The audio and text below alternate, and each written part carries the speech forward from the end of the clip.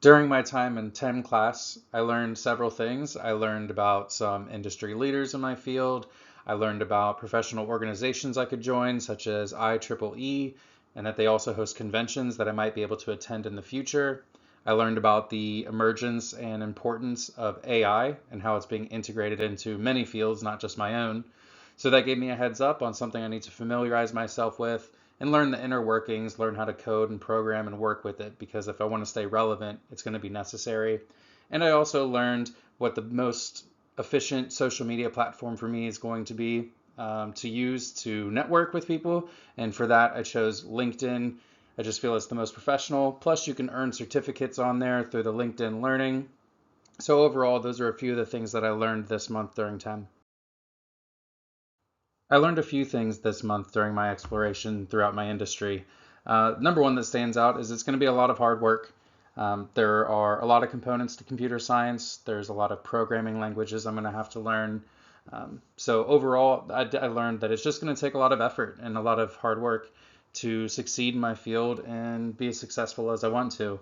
And not to take away from the other things that I learned, but truthfully, the thing that stood out the most was how many articles involved the mention of AI, about its emergence, about its popularity, about its capabilities.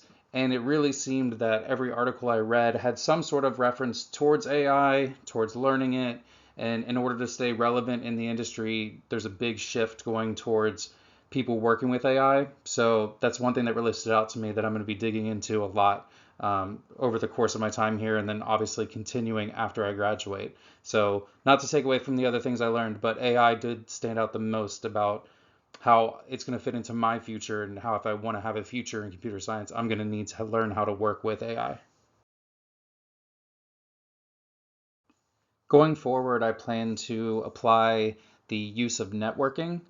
That starts here at Full Sail, networking with fellow classmates, whether they're in my degree program or not, and also beginning the networking plan, if you will, on LinkedIn, and making sure to always have that in the back of my mind that meeting people and getting to know people can lead to opportunities in the future, whether it be job related or just helping me out in general in my field.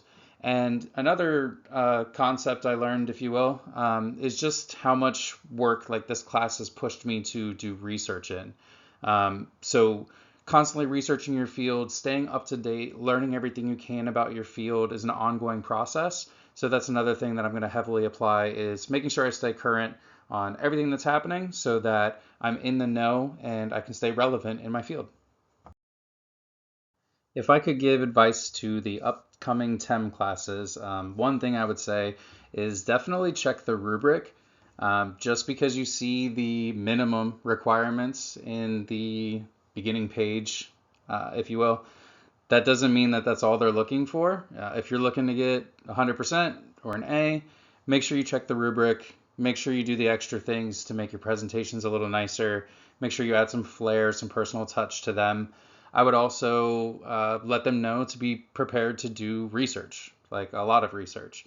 You're going to be going online mostly, researching your field. You're also going to be researching industries that you are not going to school for to earn a degree.